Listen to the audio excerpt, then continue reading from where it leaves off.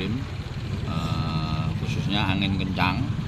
Ini yang berdampak di 3 kecamatan hari ini, yaitu di Kecamatan Prambanan, Delanggu, dan Juwiring. Kita sedang mencoba untuk mengevakuasi baja ringan dan atap galvalum yang rusak.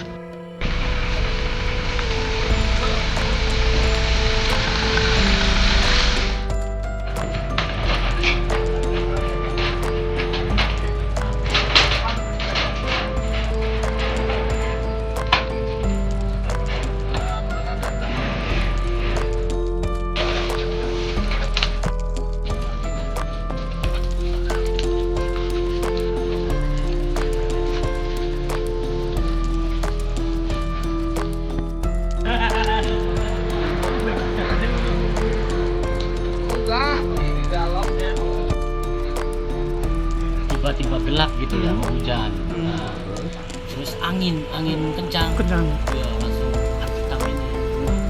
Saya di sini duduk, nyantai aja gitu. Terus kalau di sini, kalau saya tinggal di sini nggak apa-apa, cuma saya kabur tadi.